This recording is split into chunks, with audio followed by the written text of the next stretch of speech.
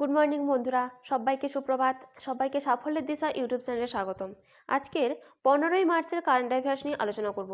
তোমরা প্রথম থেকে শেষ পর্যন্ত ক্লাসটা করো এবং ক্লাসটা ভালো লাগলে অবশ্যই লাইক করে দিও এবং চ্যানেলকে সাবস্ক্রাইব করে নিও। তাহলে শুরু করা যাক আজকের ক্লাস।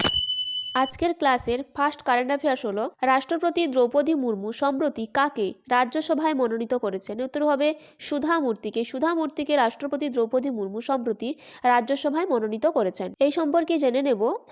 লেখিকা সুধা মূর্তিকে রাজ্যসভায় মনোনীত করেছেন রাষ্ট্রপতি দ্রৌপদী মুর্মু। 73 বছর বয়সী এই সুধা মূর্তি 2006 সালে পদ্মশ্রী এবং 2023 সালে পদ্মভূষণে ভূষিত হয়েছিলেন। এখানে আমরা স্ট্র্যাটেজিক আকারে দেখে নেব। জানুয়ারিতে রাষ্ট্রপতি সতনাম সিং সান্ধুকে রাজ্যসভার সদস্য হিসেবে মনোনীত করেছিলেন। এবার আমরা জানব যে রাষ্ট্রপতি উচ্চ কক্ষে 12 জন সদস্যকে মনোনীত করতে পারেন। এবার আমরা সংসদকে সেই সম্পর্কে জানব।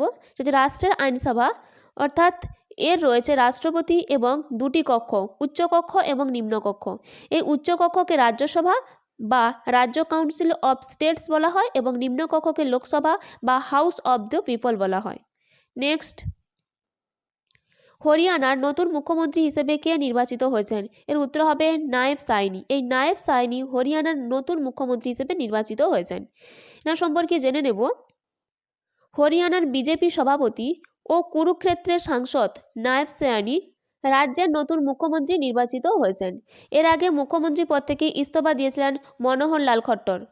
এই নায়েব সাইনি 2014 সালে নারায়ণগড় থেকে বিধায়ক নির্বাচিত হন। তিনি 2016 সালে এই মনোহরলাল খট্টর মন্ত্রিসভায় যোগ দেন। 2019 সালে তিনি কুরুক্ষেত্র লোকসভা কেন্দ্র থেকে সাংসদও হয়েছিলেন।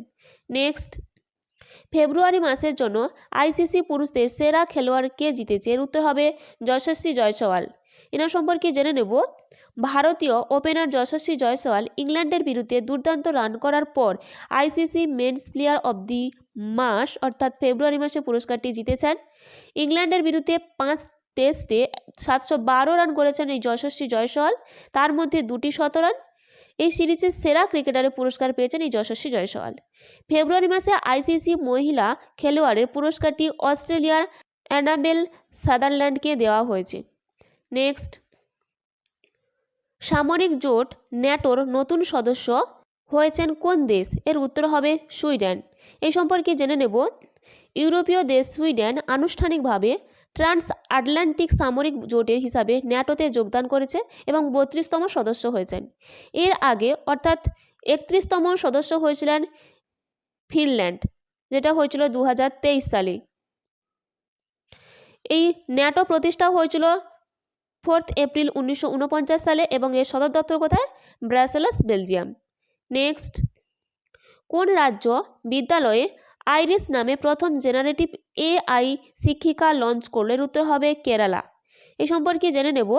কাদুভাইল থাঙ্গাল চ্যারিটেবল ট্রাস্টের একটি উদ্যোগ, এটি কেরলের তিরুবনন্তপুরমের কেটিসিটি উচ্চ মাধ্যমিক বিদ্যালয়ে এআই শিক্ষিকাকে লঞ্চ করা হয়েছে। মেকার ল্যাবস এডুকেট কোম্পানির সহযোগিতায় তৈরি এই এআই শিক্ষিকার নাম হয়েছে আইরিস।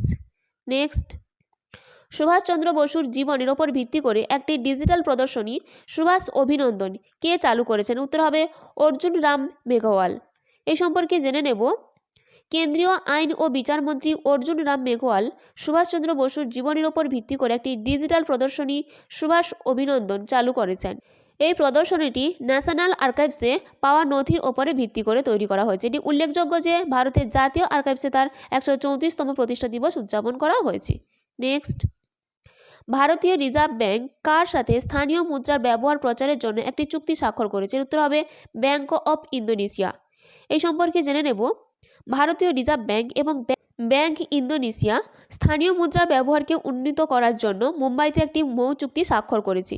এই চুক্তি অনুযায়ী উভয় দেশ এখন দ্বিপাক্ষিক বাণিজ্যে স্থানীয় মুদ্রা ব্যবহার করতে পারবে, অর্থাৎ ভারতীয় মুদ্রা রুপি এবং ইন্দোনেশিয়ার মুদ্রা রুপিয়া দিয়ে ব্যবসা করা যাবে।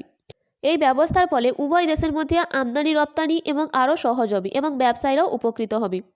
একই সঙ্গে বৈদেশিক মুদ্রা হিসেবে ভারতীয় রুপির চাহিদা ও বিশ্বাসযোগ্যতা বাড়বে।